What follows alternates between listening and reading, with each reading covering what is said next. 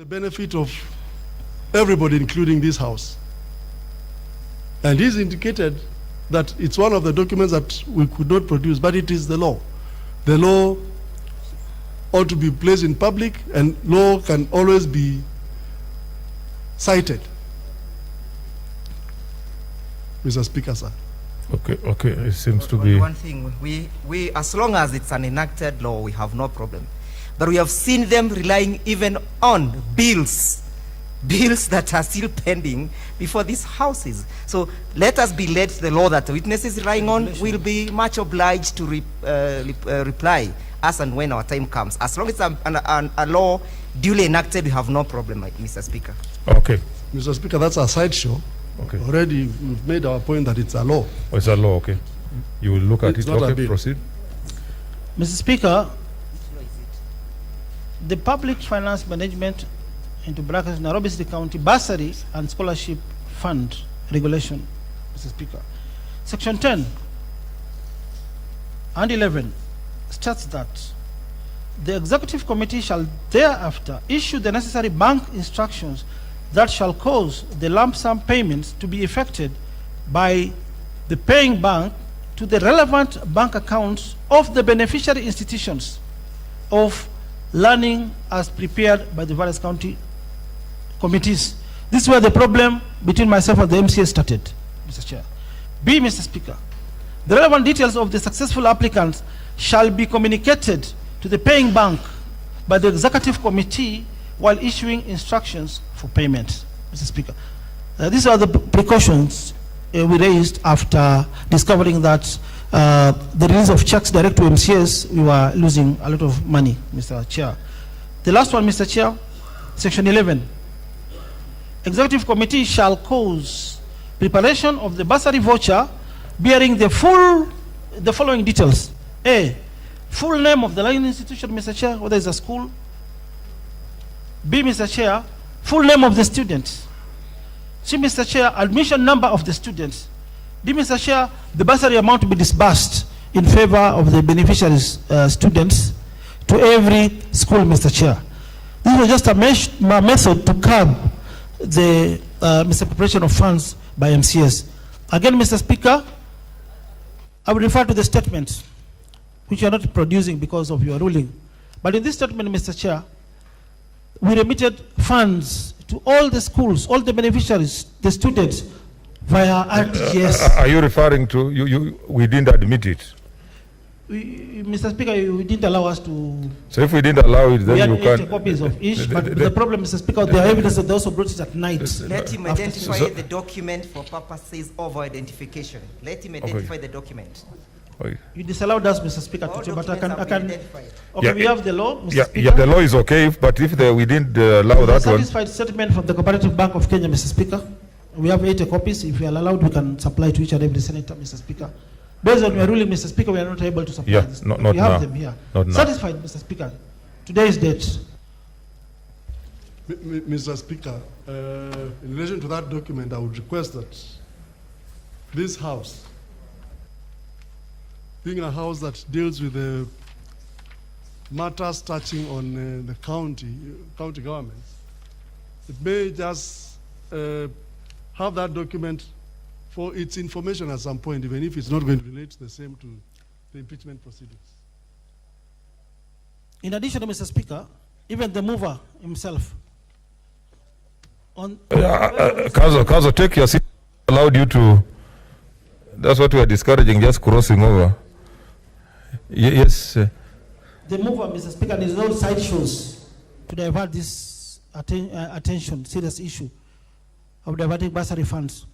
All his beneficiaries from his ward benefited from these bursary funds after we unearthed the scandal.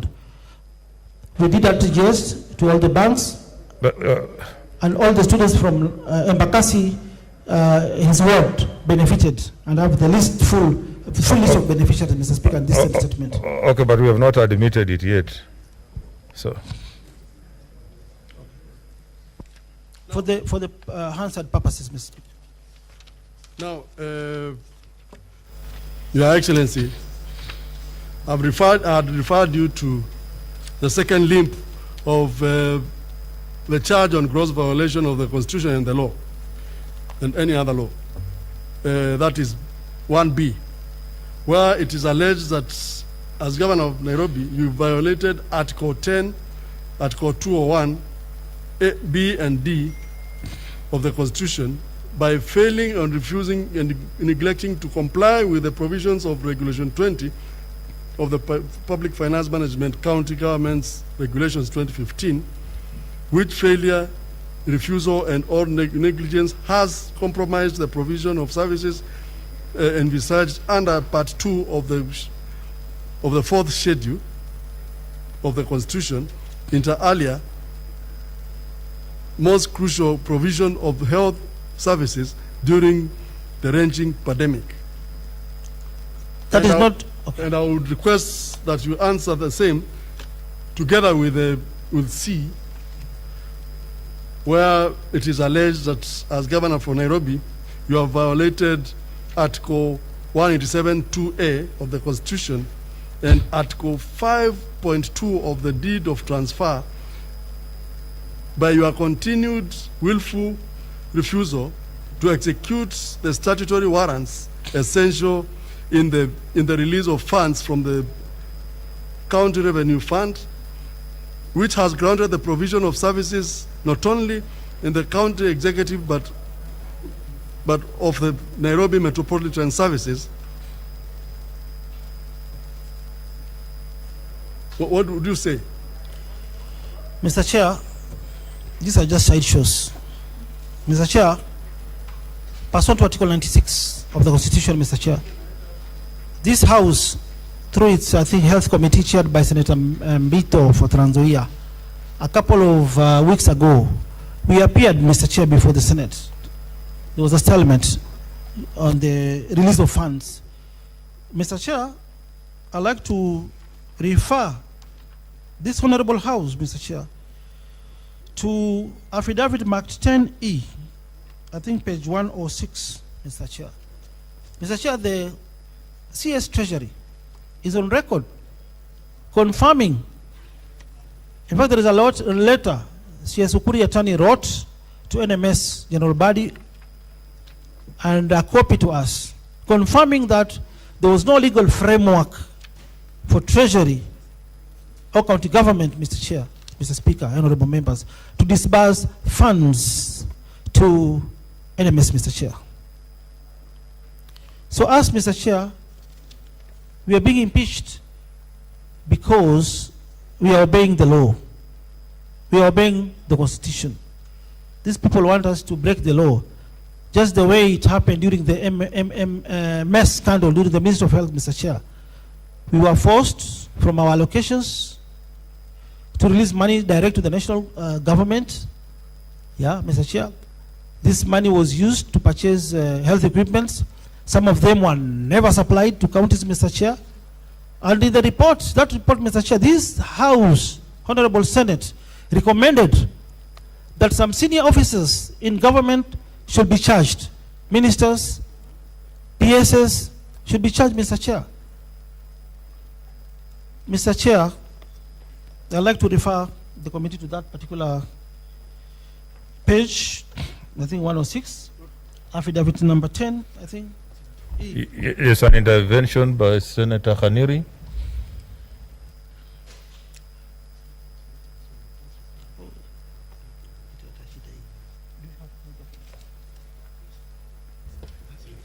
Speaker, I had to intervene the governor, but I expect the governor, having been a member of this House, knows how to address the chair.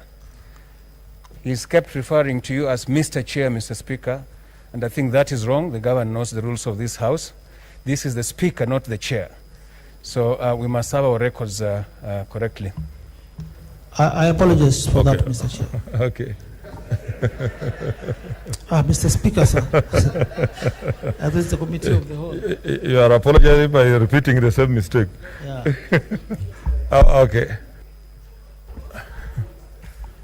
And Council, you will know the time. We are trying to manage time, so try to guide the governor so that you're able to cover as much ground as possible I'm to allow I'm also guided. cross-examination. Okay. I'm guided, Mr. Speaker.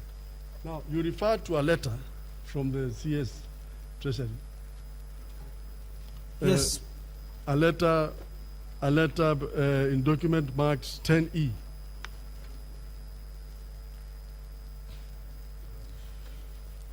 Yes, Mr. Speaker, honorable members. Before this letter, there was another What's letter, the date of that letter? 30th of November 2020. The letter is dated 30th November 2020 after my impeachment motion in the County Assembly. And one of the grounds for my impeachment was that I Who refused. is the author of that letter? The author of this letter, Mr. Speaker, is CS Treasury.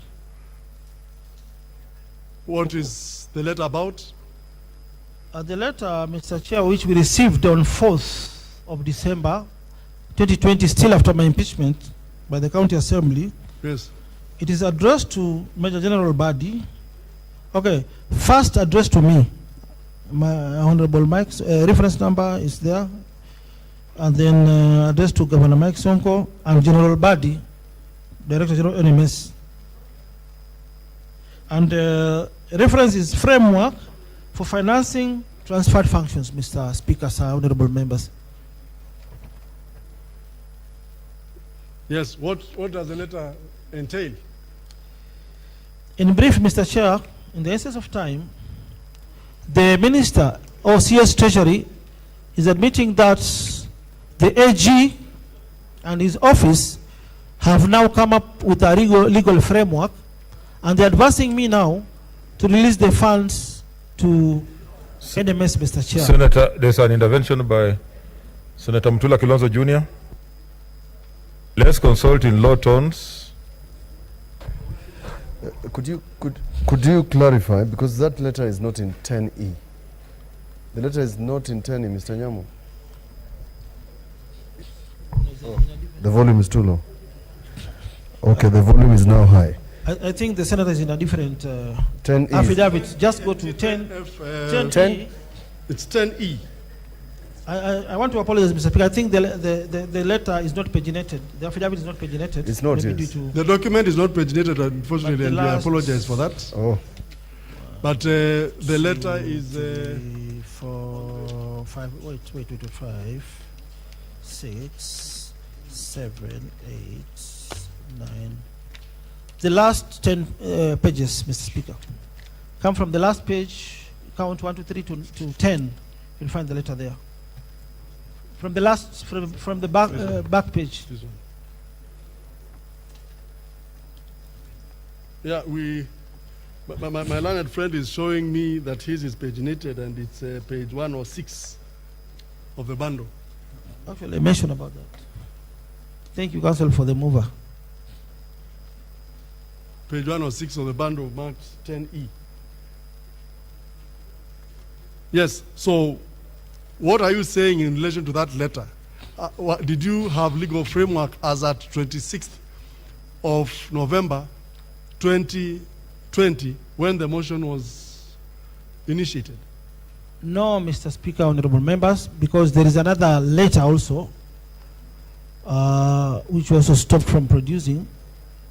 The minister was telling Director General NMS not to release any funds. But in this letter dated 30th November 2020 and received on 4th December 2020 after my impeachment motion, the Treasury is advising us to release the funds to NMS because they have now come with a legal framework for the release of money, which is still contrary to Section Article 219 of the Constitution, Mr. Speaker, honorable members. Now, on the matter touching on execution of warrants, on the matter touching on the execution of warrants to pave way for release of funds for the operations of the Nairobi Metropolitan Services.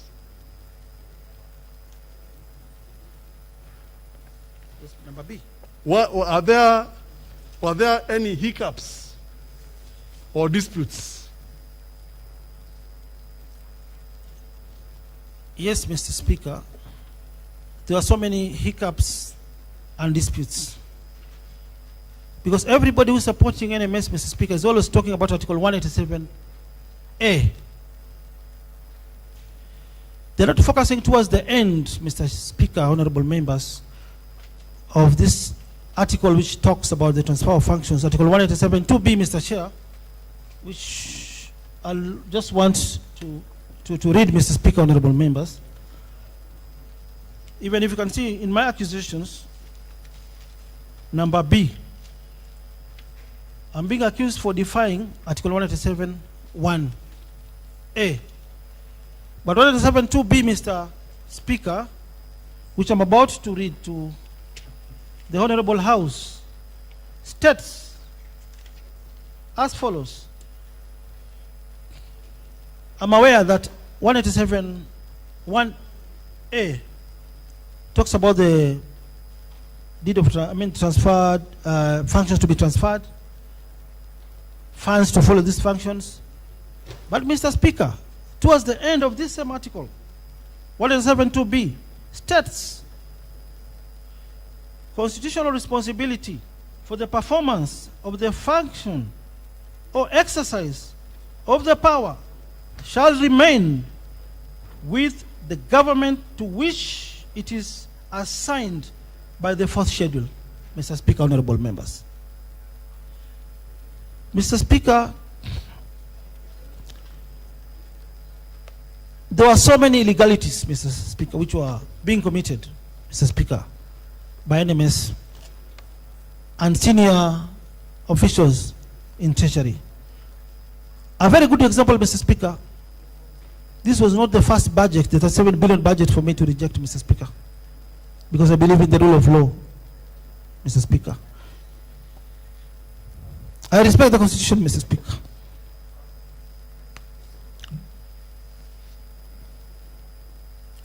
But Mr. Speaker, a couple of months ago, they brought a similar illegal budget, a supplementary one, Mr. Speaker, of 15 billion. I have no problem, Mr. Speaker, with the transferred functions. Let them take the money of the transferred functions, Mr. Speaker. But it is wrong for them to interfere with the 6 functions which I'm left with, Mr. Speaker. Bursary fund, Mr. Speaker. To our students, we used to give them between 10,000 to 20,000, Mr. Speaker. But now we'll end up giving them 800 bob. Because they have taken everything, Mr. Speaker. Money for disaster, fuel for our fire engines, Mr. Speaker.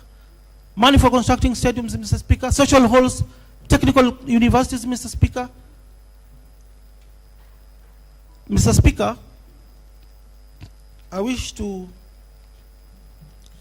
you just allow me for the purposes of answer, Mr. Speaker. This is one of the documents, and I want to confirm which we have not produced. But for purposes of records, Mr. Speaker, just allow me to just capture, just... No, orders. If they are not... okay, Mr. Speaker. Okay. So, Mr. Speaker, in that similar budget, I refuse to accent. It was passed again illegally. There is the 2/3 majority, accented, gazetted by the government printer. Mr. Speaker, I wrote a protest letter to the Attorney General, Solicitor General, explained that this is an illegality committed. And for the first time, Mr. Speaker, the Solicitor General concurred with me in his response. I'll not table the letter. He concurred with me in the response. He replied the letter to Director General NMS, all the relevant authorities, Controller of Budget, Treasury CS, and the government printer. And the AG advised the government printer, the governor is right, degazette this budget. And Mr. Chair, it was degazetted. We were called in State House. The President himself called me. I told him, Excellency, you are being misled. These guys have taken everything. I just donated my functions because of the court cases which I'm facing. I was told that I'm going to be helped. We are going to work together with the President. I was not told that the General is going to take over this function, Mr. Chair. Now, Your Excellency, are there pending disputes on the question of the warrants or appropriation in relation to NMS? Mr. Speaker, there are so many pending disputes.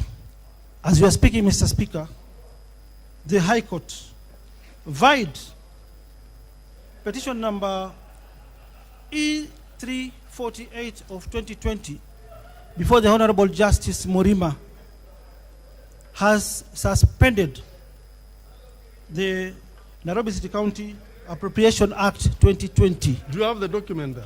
Do you have the pleading there? Yes, we have the document, Mr. Speaker, page What page is it? page 369 of volume 2, from 369? 369 of I think 305. The matter came up for 305 mention of 10H. and the orders were Mr. extended. Speaker.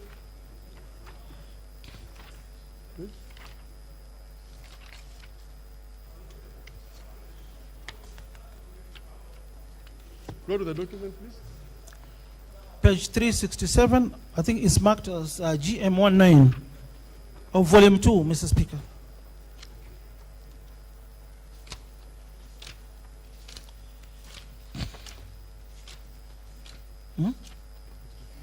Court order, ruling number 1, delivered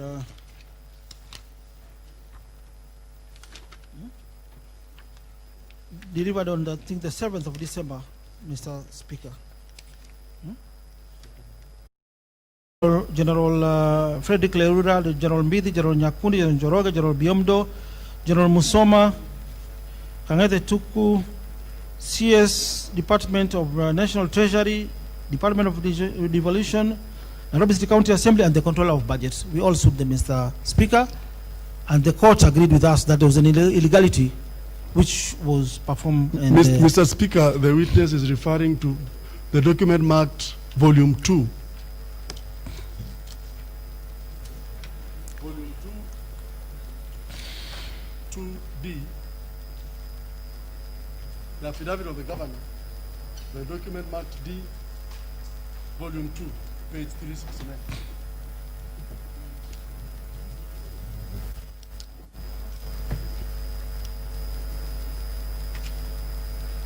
Yes, so what happened in that case? The entire act, Mr. Speaker, honorable members, was suspended temporarily pending the hearing and determination of our petition, Mr. Speaker, honorable members.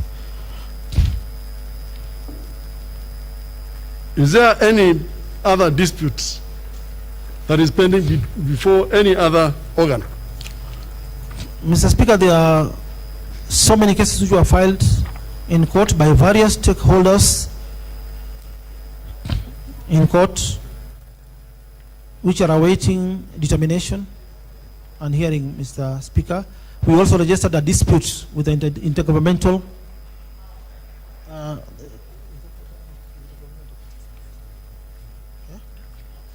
okay, the letter was captured in the ruling of Mrima. Because, Mr. Speaker, I want to repeat myself. We just donated our functions to the national government. And I want to repeat again, we have no problem in giving money to the transferred functions. There are only 4 transferred functions, Mr. Speaker. We are left with over 5, around 6. So we wanted as well to be given money to serve Nairobians in other sectors, Mr. Speaker. So as it says, Your Excellency, have those matters been concluded for you to proceed to? No, Mr. Speaker, the matters are still active in court. They have not been concluded. Now, I would wish to take you to the 4th limb of the charge on gross violation of the Constitution and the law. That is 1B, where it is alleged that you as Governor for Nairobi have violated Article 183 of the Constitution as read with the Public Finance Management Act. It is stated that you have refused or failed to implement resolutions of the County Assembly or forward a report detailing inability detailing your inability to do so, in line with Article 183 of the Constitution, as read together with the Standing Orders number 193, with respect to county public debts and debt management under the provisions of Section 123 of the Public Finance Management Act. And it has been alleged that the debt for the Nairobi County has now risen to 76 billion as at 31st December 2019. What would you say? This is a sideshow, Mr. Speaker, honorable members. This is a lie, just to divert attention of the real issues, Mr. Speaker. Mr. Speaker, why am I saying this, Mr. Speaker? We formed, I'm the first governor. I think my administration is the first administration to form a pending bills committee, Mr. Speaker, to address all the pending bills, Mr. Speaker. And I remember very vividly, Mr. Speaker, we appointed the former EACC chairman, PLO Lumumba, to be the chair. There was a co-chair, Eric Mutua, and various representatives from DCI offices, SUPCAM. Mr. Speaker, I want to refer this Honorable House to page 12 to 13 of, I think, my affidavit, marked 1. Then from there, we'll also go to that another. Is 10H, honorable members and 10H. the Speaker. Where is it? The document marked 10H, page 12 to 13, Mr. Speaker. Yes, what is on those pages? Yes. Page 12 and 13.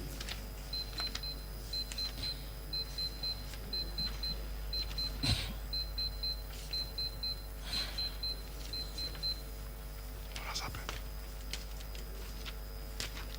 12 and 13.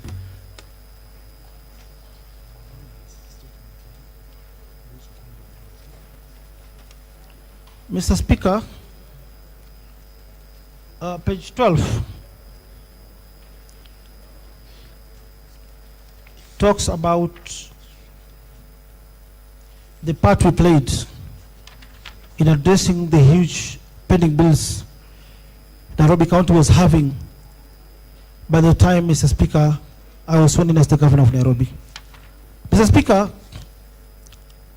this is a matter pursuant to Article 96 was also handled by this House, and we successfully, Mr. Speaker, addressed the issue, and this House was satisfied with how we are addressing this issue. Mr. Speaker, at this juncture, I'll refer the ICT team to a clip on the pending bills at the Senate. Can we hear that clip, please? Now, kindly refer to page 220 of that particular document.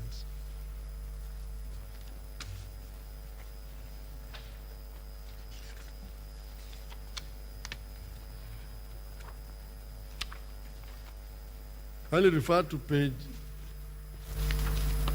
214. To page I think it's there. 220. It's there. We can start the clip also as I refer to the. Start the clip again. My first month in office, Mr. Chair, 2017. We are the first county, Mr. Even before the president gave a directive, an executive directive to the counties to clear pending bills, we had made an effort of clearing these pending bills, Mr. Chair. My first month in office, Mr. Chair, 2017.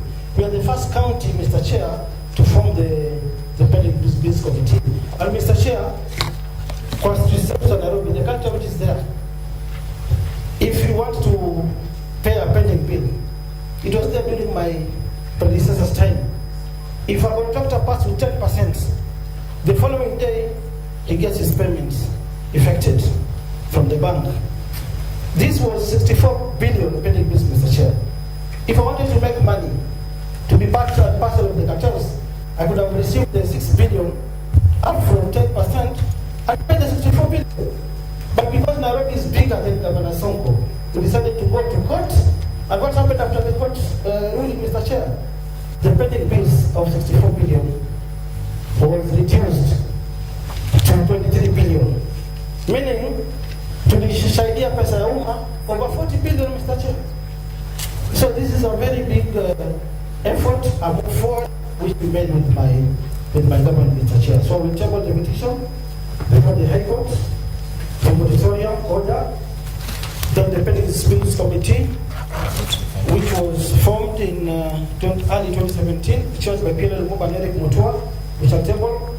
Also, Mr. Chair, wish to table a document from Treasury named Nairobi City County Financial Recovery Plan, dated 24th April 2018, signed by Principal Secretary, National Treasury, PS Tuge, which highlighted all the pending bills, Mr. Chair, all the statutory claims, but we just tabled the summary of the pending bills committee executed by PLL Mumba and Eric Mutua. Generally, we shall table, what is this? The judgment reducing one of the sensitive pending bills claims by Salima, then issuing our bank cooperative bank wanted to take this money at source, but we fought against this. We have a ruling in our favor. The 600 million claim was also set aside by court. Another an issue for 90 million against us from a claimant in Jenga. This was pushed from the initial. I think ICT can forward the clip. We go to the end. The submission by the final decision by the chair of the committee. Rushing to court, so we went and challenged that. Governor Nandi, they were senators before. Okay. No problem to use on the vote. They have been giving us conclusion and bring down the general so that we can put this use them that. Okay, so is that okay? Yes. So The fact that you budget to 70 confirm that you can build a solution to this problem. Chair, who borrowed from Shylocks 200,000 come to come. I think, Mr. Chair, Yeah. in the essence of time, Senate the committee chair, they even protect the interests of counties. honorable senators who were sitting in that committee, even complimented us So when the for the perhaps, Mr. Speaker, the witness, that is His Excellency, had wished to have the clip forwarded to capture the ruling of this particular House on that issue. And by the way, you have 1 hour left, and that includes cross-examination. So you better, thought I should let you know. No, Mr. Speaker. If the document, if that clip could be forwarded to the point where the ruling is.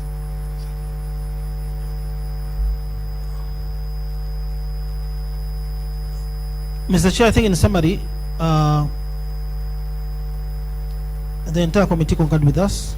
We managed to reduce our pending bills, Mr. Chair. Actually, it was not 57 billion as alleged by the mover of the impeachment motion. He was just copy-pasting problems which have already been sorted at the Senate, Mr. Chair. Mr. Chair, we managed to reduce our pending bills after we formed this constitutional pending bills committee. And a very important point, Mr. Chair, some of the bills which were raised, because at some point I accompanied the pending bills committee to one of their when they are going to check the projects in the slum areas. There's an area where it was alleged that there was a bridge that was constructed and a social hall to the tune of 300 million. But when to the site, Mr. Chair, there was nothing that was on the site. Even a foundation stone was not put on the site. And Mr. Chair, because of that process, we managed to reduce our bills, pending bills, from 64 billion, Mr. Chair, to 23 billion, Mr. Chair. Now, there is a document appearing on page 214 to 220 in the Yes. in your evidence marked 10H. Yes. Would you state what that document is in relation to this particular charge? Yes, Mr. Chair. This is a document by the National Treasury and Planning in a meeting that all governors were invited in State House to address the impact of COVID-19 pandemic and government's intervention measures, Mr. Chair, and the presentation to the national and county governments coordinating summit, Mr. Chair. Is the question of was there reference to pending bills? in Yes, that Mr. particular Chair. Report. There was a reference. There was a reference to pending bills, Mr. Chair, page 220 of the Yes. same report. Yes. The Treasury summarized all the pending bills for all the counties, all the 47 counties, Mr. Chair, starting with Baringo, Yes. Specifically ending with Taita Taveta, specifically look at Nairobi and and tell specifically, us- Mr. Chair, if you go to Nairobi, you'll find out the mover of this motion was lying to this house. He was lying to the public. He was tarnishing my name. He was destroying, Mr. Chair, my character with false accusations, Mr. Chair. Mr. Chair, specifically, as you can see, the bills on Nairobi, they are not 57 billion as the mover alleged, lying to the world, Mr. Chair. As you can see, the first column, eligible pending bills, Mr. Chair. Nairobi had 11 billion 783 million 829,072 On cents, the mic, please. Mr. Chair. How And much? Mr. Chair, 11 billion 783 million 829,072 cents. Yes, and how much has been paid so far? And so far, Mr. Chair, the effort we have made, we have so far paid 4 billion 631 million 491 266 cents, Mr. Chair. So how And this is much the summary outstanding? from Treasury. How much is outstanding? In fact, we have already paid another 4 billion, which is not captured here, Mr. Chair.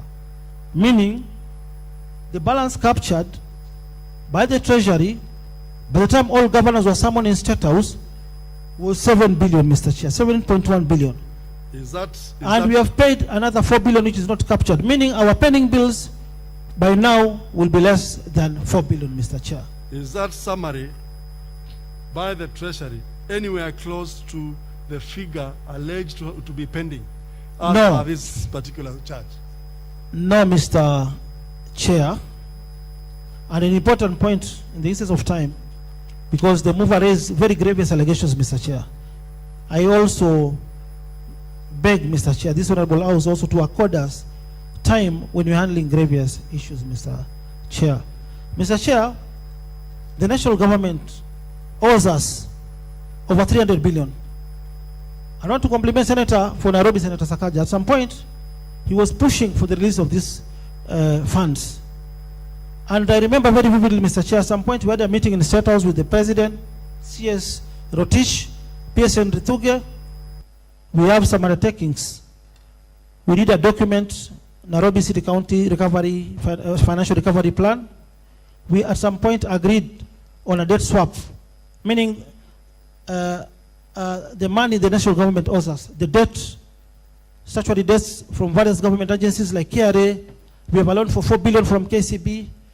The government was ready to pay this money on our behalf so that we do what is called a debt swap. Unfortunately, Mr. Speaker, before that process was concluded, Minister Henry Rotich had some problems, PS Tuge, I think they were fired. I'll come to that, we have got those documents somewhere. So this is a clear indication, Mr. Chair, during my time, I had made progress in settling the pending bills for Nairobi County. And this House, Mr. Chair, still, pursuant to Article 96, you have Don't you use your, yes, what's your intervention, Senator Wario?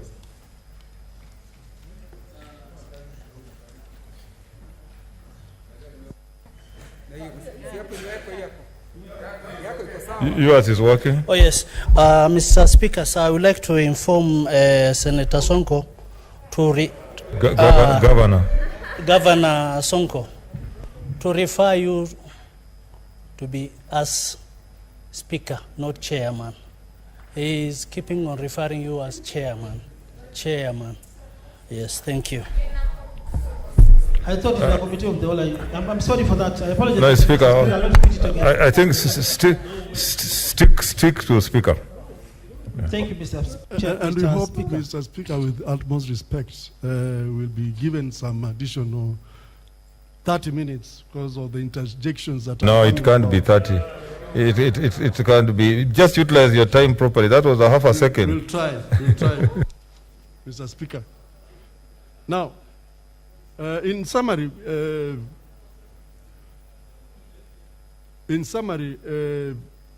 Your Excellency, Governor, is that particular charge founded? Does that charge have any foundation? No, because the matter was addressed by Senate, by the national government. Does it have any foundation in terms of the figures and the allegations made? No, Mr. Speaker. Now, I wish to move to the next limp of the charge, where it is alleged that you violated Article 2271 of the Constitution on procurement of goods and services, as read together with the provisions of the Public Procurement and Disposals Act 215, by flouting the principles of public finance management in as far as public procurement of goods and services is concerned. Where the Public Procurement Regulatory Authority, PPRA, faulted the procurement processes for the construction of Dandora Stadium, the authority flagged irregularities in the awarding of the tender, alteration of contract specifications, suspected irregularities in payment, and forgery of documents. And that despite technical evaluations questioning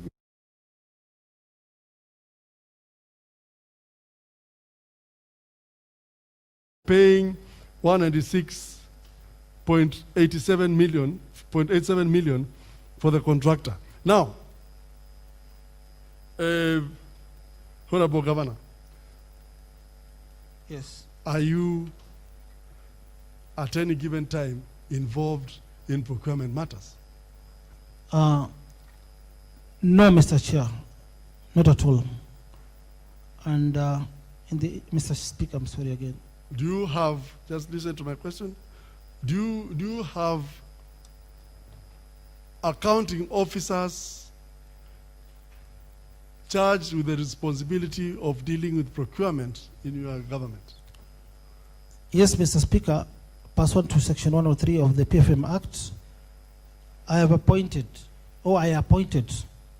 CEC Finance, who also appointed chief officers to be in charge of all the departments within the county government of Nairobi, Mr. Speaker.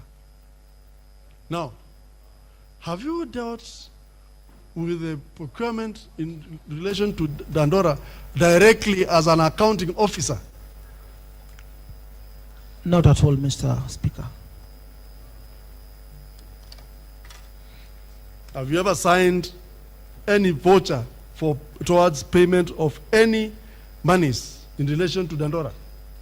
No, Mr. Speaker. Have you been involved in the signing of any contract in relation to Dandora? No, Mr. Speaker.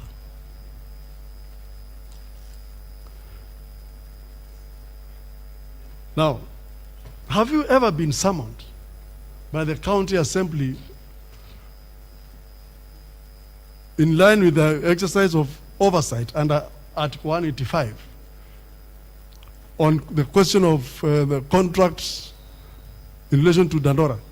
No, Mr. Speaker.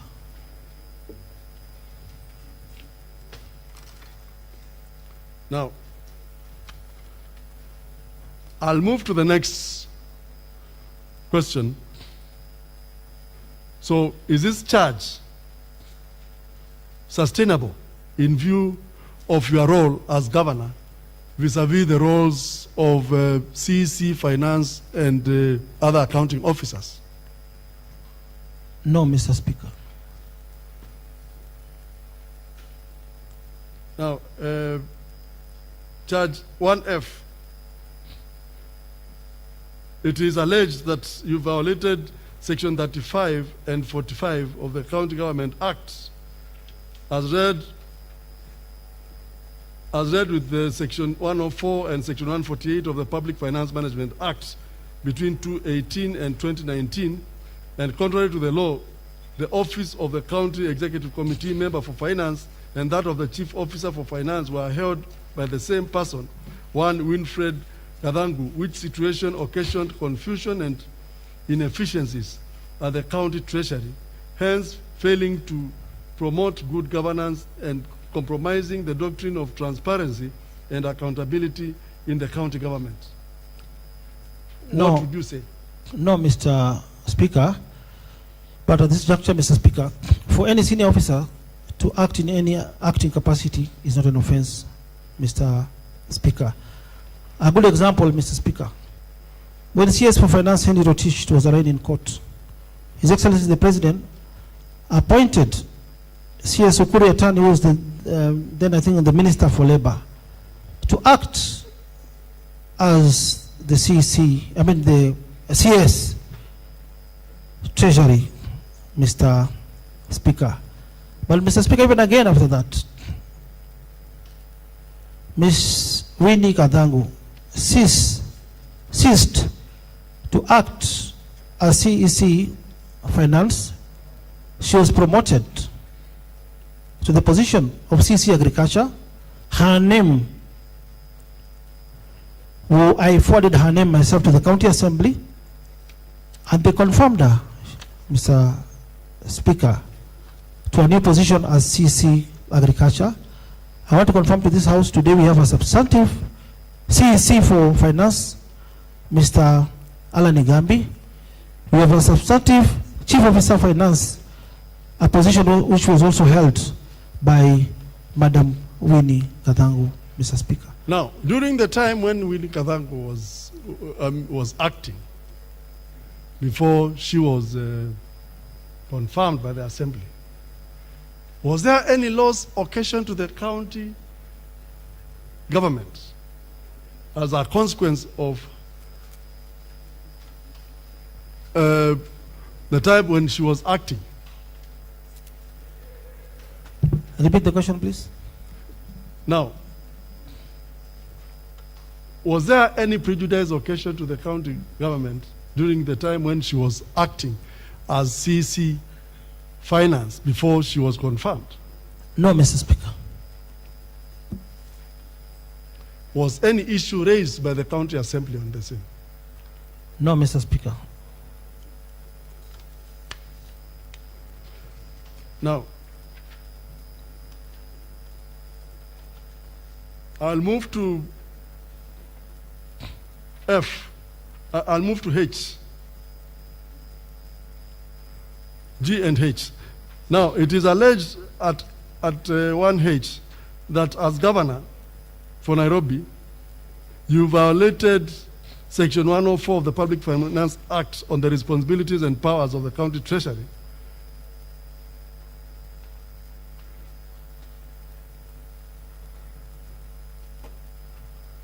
Yes, proceed. Where through inaction, action, or commission,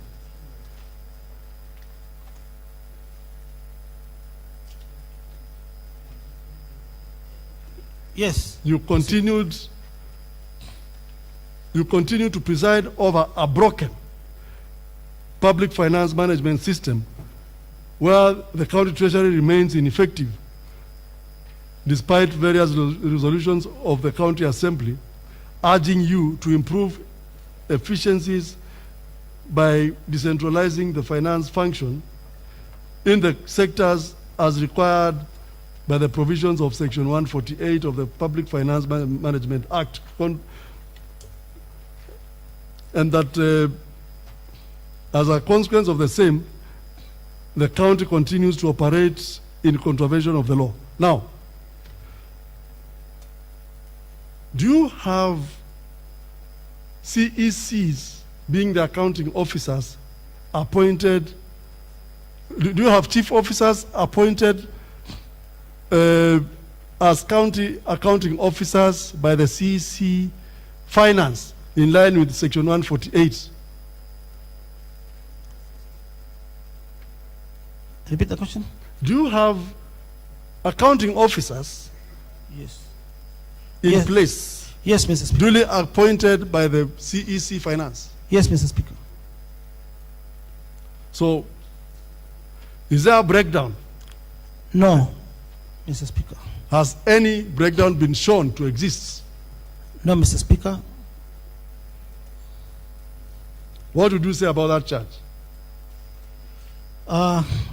Mr. Speaker, again, I refer this House, in the interest of time, I don't want to do a lot of explanations, to the Controller of Budget Report on Volume 3D. Mr. Speaker, page 626. And the ICC should prepare a clip. The same day I paid in the clip where I was standing, answered the same question before the Senate. ICT prepare that clip. Page 626, Mr. Speaker. Page 626 of the volume 3. Volume 3.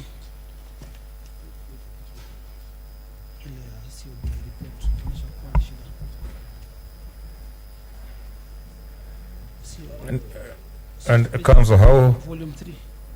Volume 3D. Volume 3D. Document marked D. D3.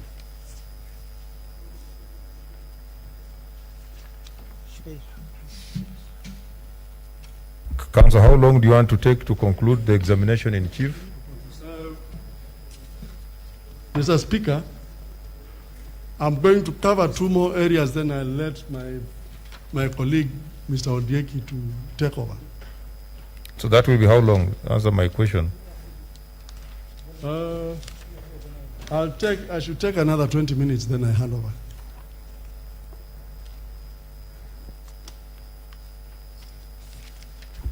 Is there an intervention there? Yeah, Mr. Speaker, I hope the 20 minutes Mr. Nyamo is speaking about is within the period that you prescribed.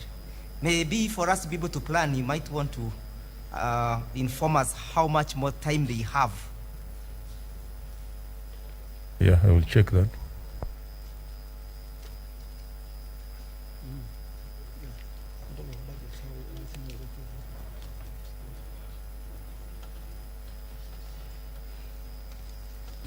Yeah, we are checking. Just proceed. I'll let you know. Yes. So now proceed. I hope honorable members have gotten the document. ICT. Mr. Speaker.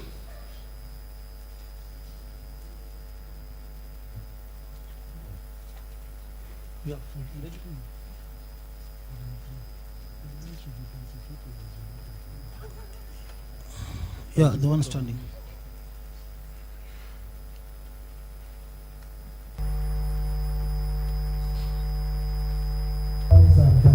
You have. But the problem is, remember, immediately my predecessor was talking in 2013, I started fighting because I wanted to be the governor and I'm not going to be the governor. Why am I saying this, Mr. Chair? Just the other day, my brother, who is not here to speak for himself, who are his conference in Parliament, he raised very grievous allegations against my administration, saying that the revenue in the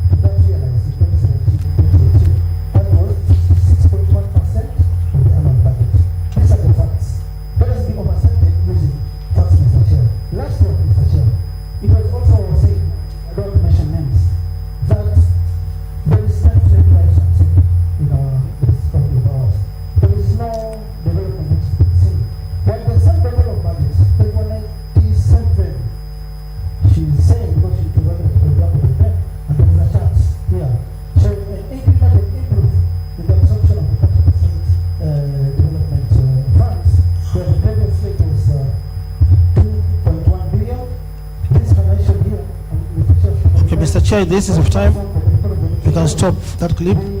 Yeah. Mr. Chair, Council, you have a total of 40 minutes left, so you must finish the examination in chief within 20 minutes. okay, Mr. Now, Your Excellency, the Governor, Yes. that clip that has been played, where was that forum?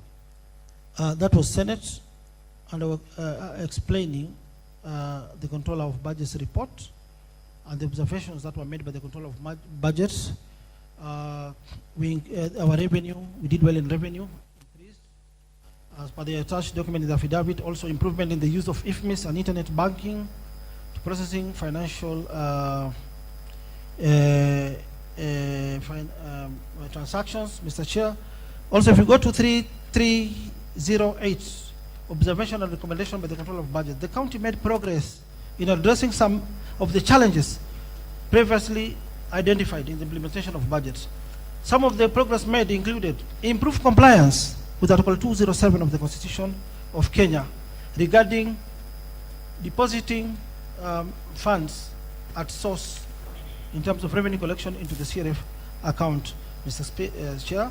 There's a chart provided by the COB, which has explained everything, Mr. Chair. Another important point, which I would like to mention at this juncture, and that, remember, Mr. Speaker, is the Controller of Budget, not Sonko, not the County Government of Nairobi. A total of 20.4 billion was spent on both development and recurrent activities, Mr. Speaker. This expenditure represented 120.3% of the total funds released from CRF amount, and was an increase of 19.8% from Kenya shillings 88.4% recorded in the last financial year 2017-2018, Mr. Speaker. 3119 presents a comparison between, okay, that's a graph, Mr. Speaker, but there is also, Mr. Speaker, an improvement in development expenditure, which recorded an absorption of 78.9%, which was an increase from 26.1% attained in the financial year 2017-2018. Conversely, Mr. Speaker, recurrent expenditure represented 90.8% of the annual recurrent budget, an increase from 88% recorded in financial year 2017-2018, So Mr. now, Speaker. So now, The document is in the public domain, Mr. Speaker. would you wish to have that document relied upon by the Senate when it retires to look at, to consider this particular motion? Yes, Mr. Speaker. Now, before I hand you over to my learned friend, Mr. Odieki and Mr. Kinyanjui, would you confirm that your systems are up and running? Yes, Mr. Speaker, our systems are up and running. Mr. Speaker, at this juncture, I'll hand over the mantle to my learned friends to finalize.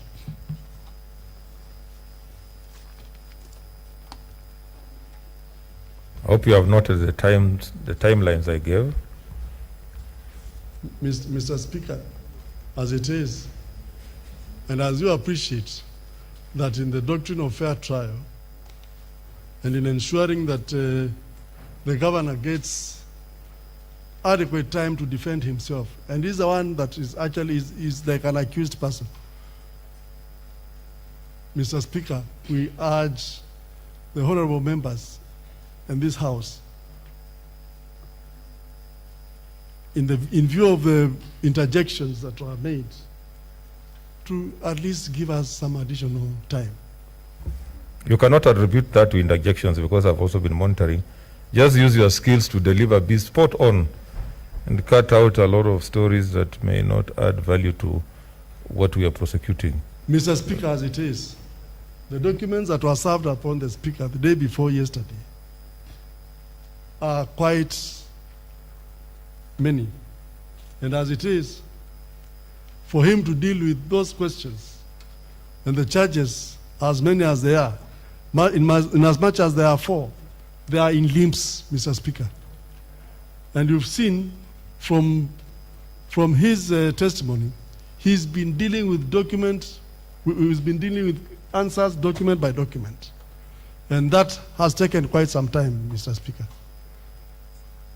This is an impeachment proceeding where his fundamental rights are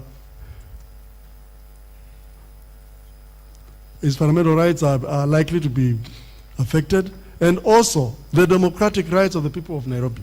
So I would ask Mr. Speaker to extend lenience in relation to His Excellency the Governor and give him additional time. Next, Councillor Evans, take over. This Evans, yeah, let him proceed.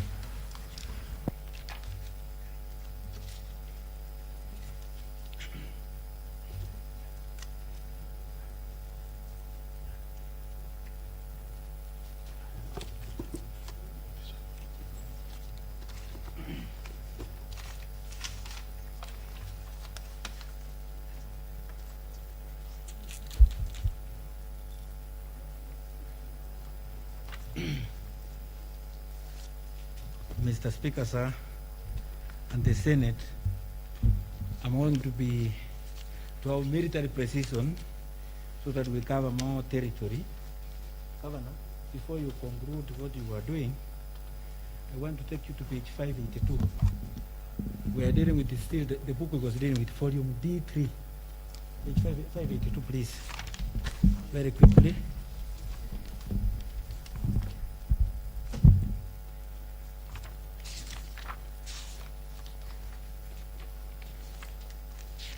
(582, 583),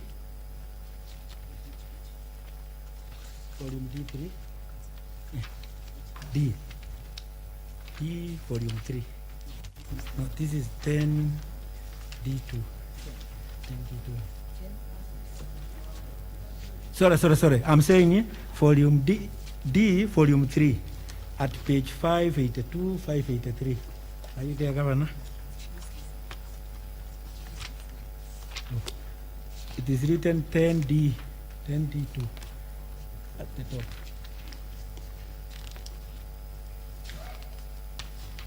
Are you there? No. You are there? 582. Yes. It starts at 581. 581. 582. Yes. 583. Yeah. In fact, if you look at page 583, the World Bank praised you for implementing several projects in the city. 583 at the top. 583. This no, this means control of control of budget, not very good. Yes, control of budget. I joined the highest expenditure. Can you read the bottom of the page? Just one sentence. The praise you received from the controller of budget for implementing government projects.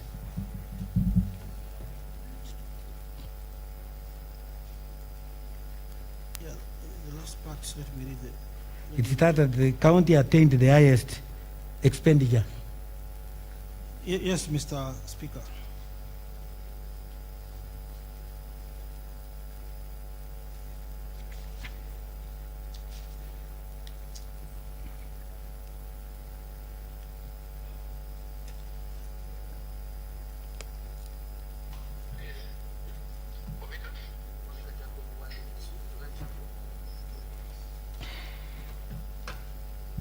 Yes, Mr. Speaker. It reads, the county that attained highest expenditure in absolute terms were Nairobi City County at 29.4 billion. Yes. You can even stop there. So even the director of budget appreciated your good work in terms of expenditure. Is that correct? Yes, Mr. Speaker. Okay, go to the next page. The European Commission awarded you with the highest distinction for recovering grabbed land. That is the cemetery. Which page? Page, then the next page. The opposite page, the photo in the next page. Yes. Yeah? Can you Yes. confirm that? Yes. Your Lordship, you mean, Mr. Speaker, sir, that is page 584. You received the highest honor from the European Commission for recovering public land that had been grabbed. Cemetery, This was in Commonwealth Cemetery, yes, yes, Mr. Chair. correct? Then I want to take you to page 610, the same document. 610. 610.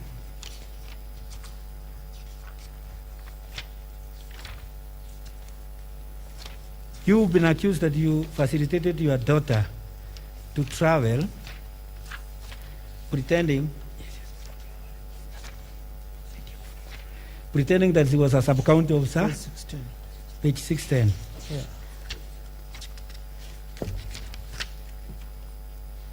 Same document, page 610. Yes, I'm there. Are you there? Yes. That letter is from who? The letter is from the Presidency, Executive Office of the President, Head of Public Service, Head of Public Service. dated March 7th of March 2015. 2015. Yes. It is written to 2018. It is written to the Cabinet Secretary, Madam Kobia, Yes, Mr. Speaker. in charge of public service. Yes. And what is the instruction? The instructions from the Head of Public Service addressing the letter to Professor Margaret Kobia, Cabinet Secretary, Minister of Public Service, Youth, Yeah. and General Affairs. Yes. Reference is government delegation to the 62nd session of the Commission on the Status of Women, CSW 2018. In New York. Yes. Is there anywhere there where your daughter is referred as a sub-county administrator? No, Mr. Speaker. So that is a creation of the move of the motion. Isn't that correct? Yes, Mr. Speaker. So your daughter traveled as a part of the government delegation, and the national government made part of the bills of to travel. Isn't that correct? Yes, Mr. Speaker. And then the other overheads were also made by the county, 611, page 611. Yes, I can see that. You can see the letter from the county to the embassy. Yes, Mr. Speaker. Isn't that correct? Yes. So the move of the motion lied that your daughter traveled on account of misrepresentation as a sub-county administrator. Isn't that correct? Yes, Mr. Speaker. Yes. Let me take you to another area very quickly. 614. I want you to go to the same page. 614 also. Earlier the city attorney, Madam Okay, go, you go to 614. 614. You confirm that your wife traveled as first lady of Nairobi City County. Yes, Mr. Speaker. That's why she was included in the government delegation. Yes, Mr. Speaker. And you can see at page 614, Yes. that is the appeal. And that is why the last witness took interest to pay for that because it was an official delegation. Yeah, Mr. Speaker, I wish to confirm to the House. This is an invoice where my wife and children and a daughter stayed in New York, the Dominic Hotel. The contacts for the hotel are there at the bottom of page 614, Mr. Speaker. And as you can see from the receipts, the numbers are there for confirmation. The invoice, my wife deposited at the hotel cash, not from the Nairobi City County government, although the trip was official and genuine because they were both part of the government delegation, confirmed by State House. But Mr. Chair, there was a cash deposit of $1,200 as deposit credit for rooms, meals. Then even at some point, my wife ran her own credit card.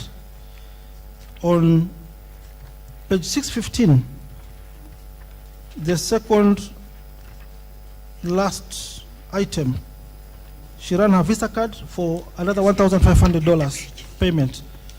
So the other things, even on page 616, and also the summary Okay. of page 617, Mr. Speaker, Yes. the hotel is 246 Spring Street, New York, Yes. NY 10013. The phone number for the hotel is there. The physical address is there. The hotel is in US. So US. in And other I want to words, confirm. Governor, you are All- telling the Senate that Yeah. the issue was done in an open, transparent, and accountable manner. But one thing I would like to bring to the attention of this house, even yesterday you saw in Citizen, how this was exaggerated. This is just a smear campaign, Mr. Speaker, by the system and the cartels in the county who have ganged up against me, Mr. Speaker, honorable members. The headline of Citizen, and I demand an apology from them, or we take them to court. They said my daughter spent 840 million, Mr. Speaker. Even that allegation is not even in the impeachment motion, Mr. Speaker. The amount in question is only 2.6 million. I don't know where Citizen TV got this figure of 840 million. My daughter hired choppers. There are no invoices of choppers here. She traveled by air from New York to Philadelphia. Those are just smear campaign, Mr. Speaker. Character assassination, Mr. Speaker, to tarnish my good name, Mr. Speaker. So you can see the whole story where it's coming from, Mr. Speaker. Okay, Mheshimiwa. Now we move to page 633. I want you to go to run through 633 to 6 so that I deal with that issue once and for all. To 643. It's the same document. Towards the end, yeah. Just go ahead. 633. Confirm that Mr. Ivan Sondieki is one of your lawyers who was dealing with this matter.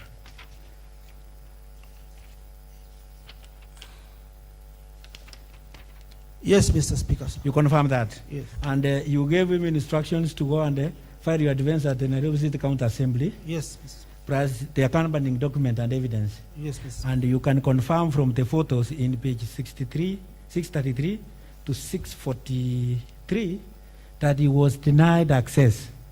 Is that correct?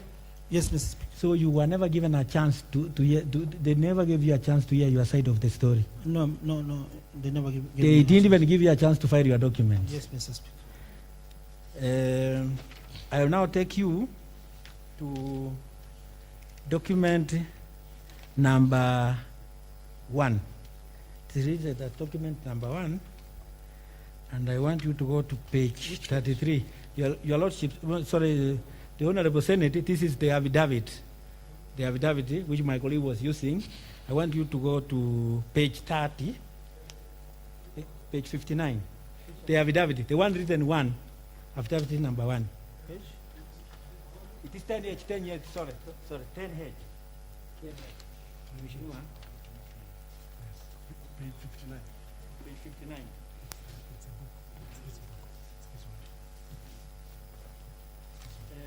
Mr. Governor, confirm that much earlier before this motion was initiated, you had written a letter to the Director of DCI requesting further investigation of the embezzlement of public funds by the County Assembly. If you are at page 59, Honorable Senators, you will see that. Had you done that before the motion? Much earlier? Sorry? Yeah. It was, the letter was dated, Mr. Speaker, Yes. Monday, 23rd November 2020. A complaint. Yes. To investigate investment of funds, Nairobi City County. Letter is addressed to DCI. Yes. It was received on 23rd November 2020. Yes. Mr. Speaker. Yes. Now, you confirm that that is the nexus, that is the origin of your problems that led to this notice of motion to impeach you. Can you confirm that? Yes, Mr. Speaker. Yes. Now, quickly, I want to cover one more issue so that I donate my minutes to my colleague, because I think we have moved quite fast. I want you to answer this allegation from your heart.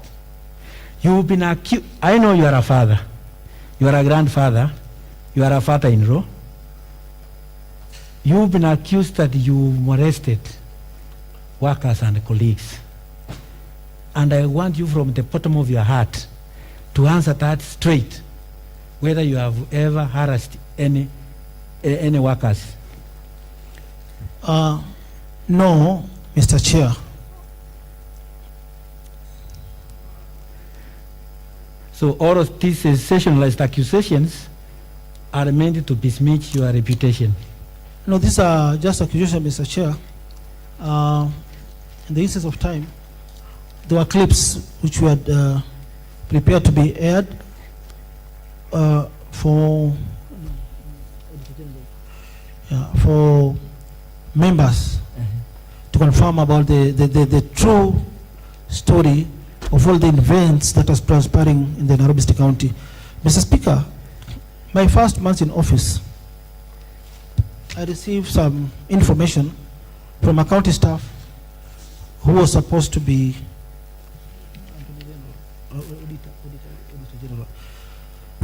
my witness, but because of time and the manner which we are proceeding, the essence of time, she was not given a chance to come and adduce her evidence before this honorable house.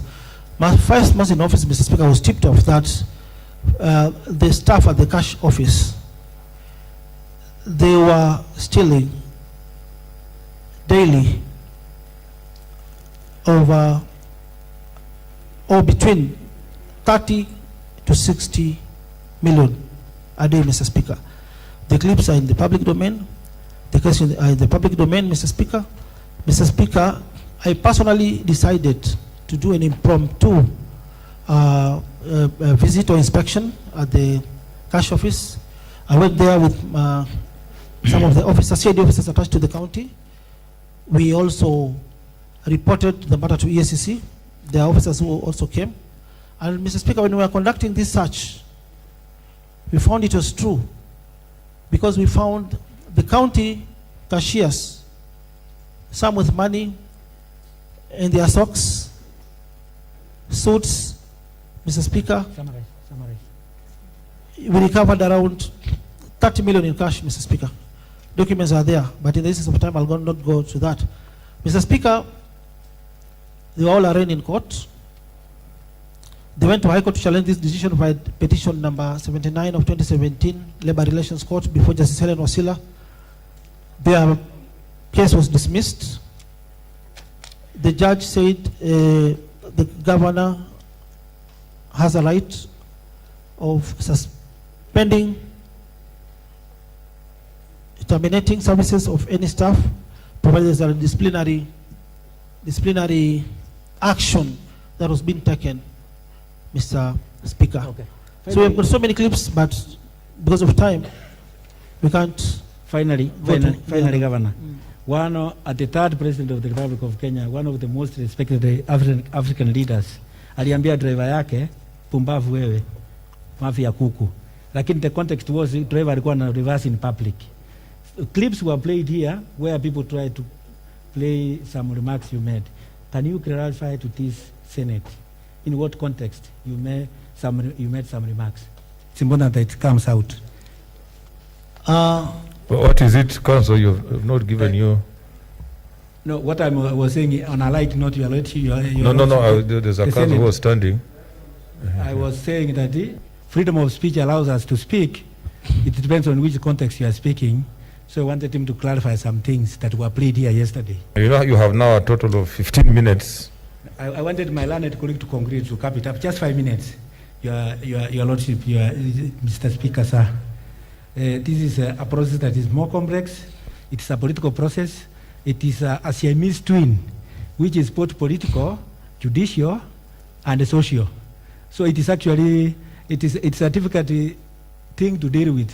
You saw when they try to impeach Trump, people were asking, where is the evidence?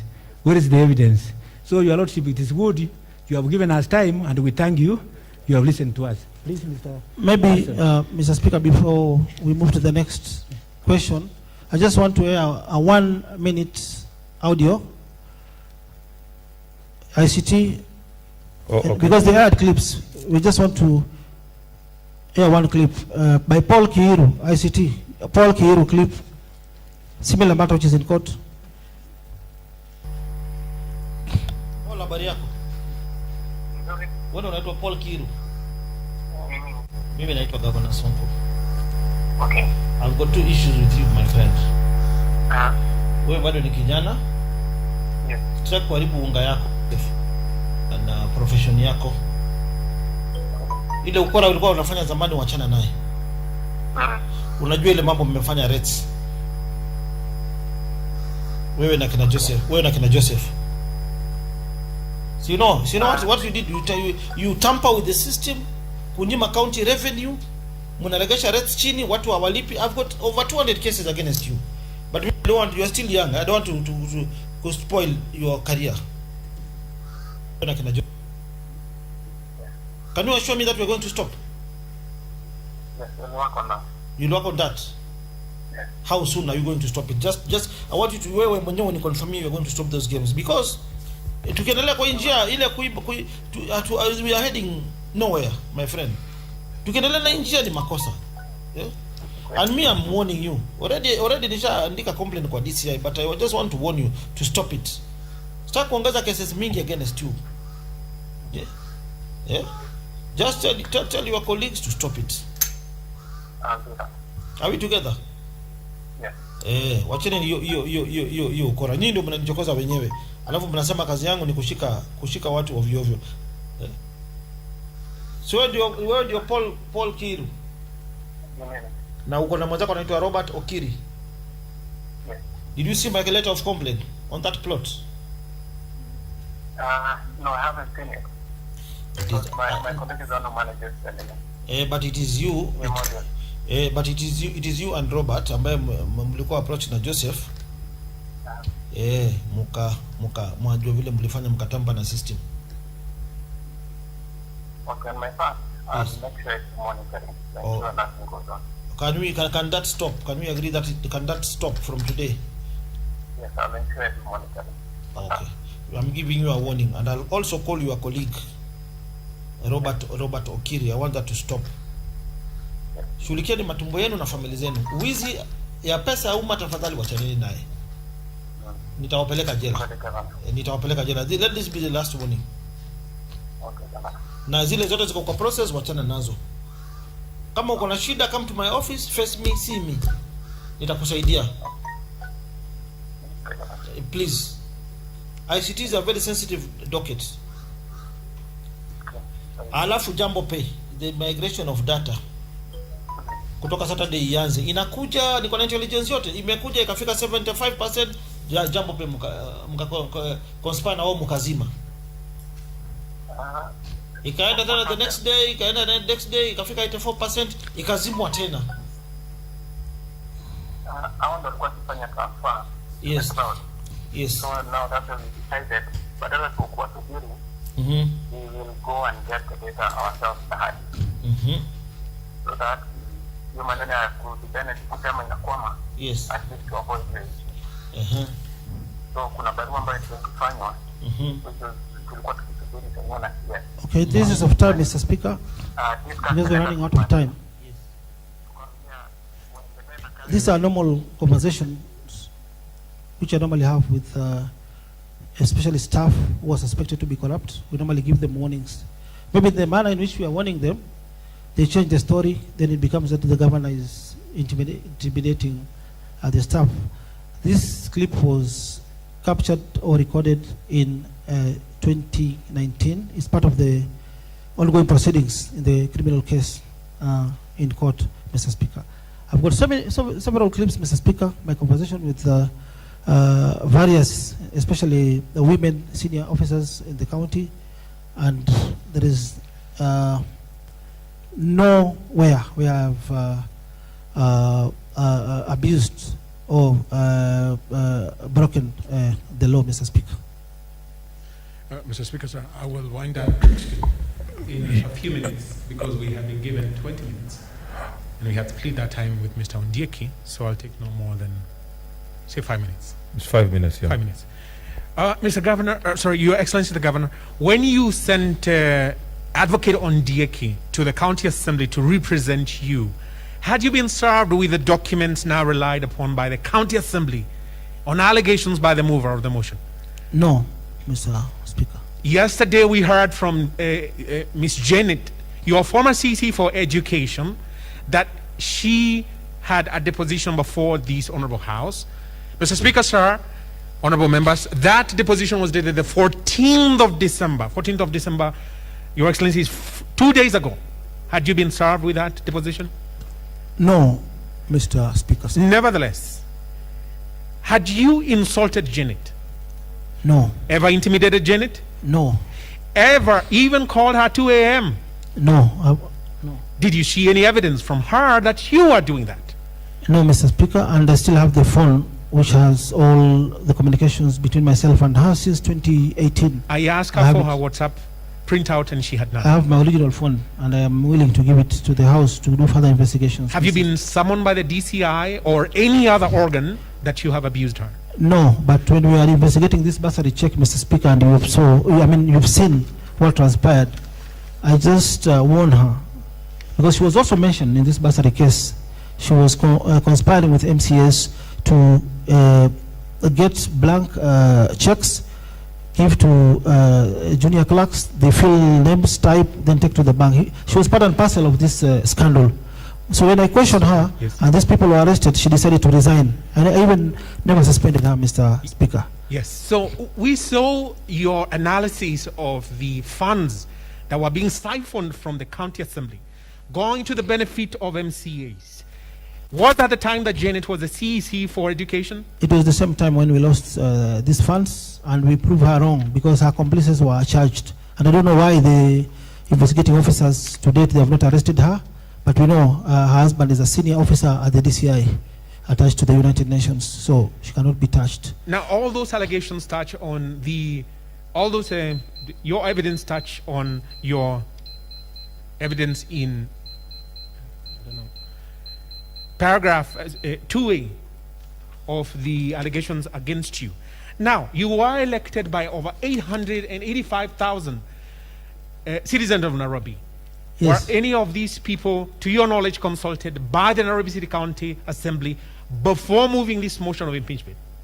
No, Mr. Speaker. Were you supplied with any document on public participation that the members of whichever ward in this county were consulted to actually impeach you? No, Mr. Speaker. Again, you have been accused of discrimination, that you have abused your office. Have you ever discriminated against anybody? No. On the basis of a religion? No, Mr. On the basis of race? No, Mr. Speaker. On the basis of tribe? No, Mr. Speaker.